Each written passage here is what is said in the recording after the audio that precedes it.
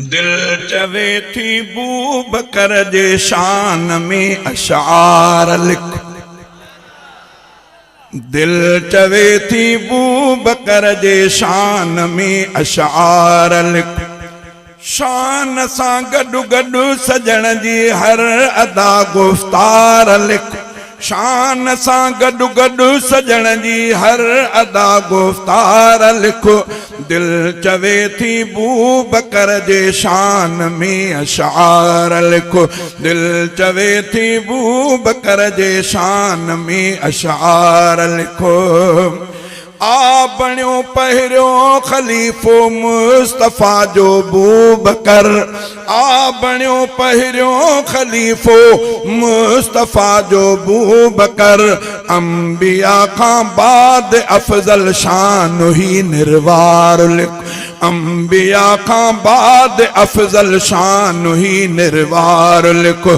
शान सां गडु गडु सजण जी हर अदा गुफ्तार लिखो। दिल चवे थी बूबकर जे शान में अशार लिखो। दिल चवे थी बूबकर जे शान में अशार लिखो। बूबकर जी हिक नियाणी। बूबकर जी हिक नियाणी राणिया महबूब जी। बूबकर जी हिक नियाणी राणी आ महबूब जी। राज रब जो बूबकर ते गाल ही इजहार लिखो। राज रब जो बूबकर ते गाल ही इजहार लिखो।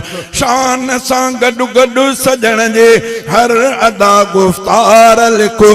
दिल चवे थी बूबकर जे शान में अशार लिखो। दिल चवे थी बूबकर जे शान में अशार लिखो। बू जहल आबू बकर के गाल कई मेराज जी। बू जहल आबू बकर के गाल कई मेराज जी। बू जहल इनकारी बणियो बूबकर इकरारी लिखो। बू जहल इनकारी बणियो बूबकर इकरारी लिखो। शान सां गडु गडु सजण जी हर अदा गुफ्तार लिखो। दिल चवे थी बूबकर जे शान में अशार लिखो। साथी मुरसल जो बणियो सिद्दीक वारिस यार गार।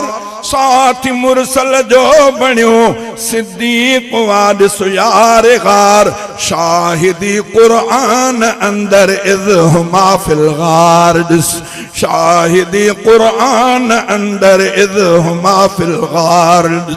शान सां गडु गडु सजण जी हर अदा गुफ्तार लिख।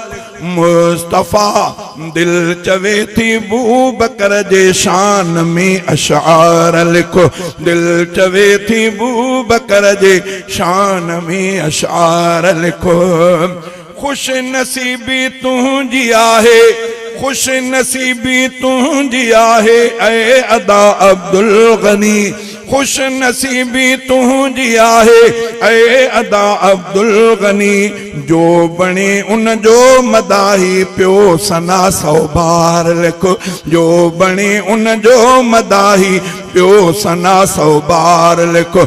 शान सां गडु गडु सजण जी हर अदा गुफ्तार लिखो। दिल चवे थी बूबकर जे शान में अशार लिखो।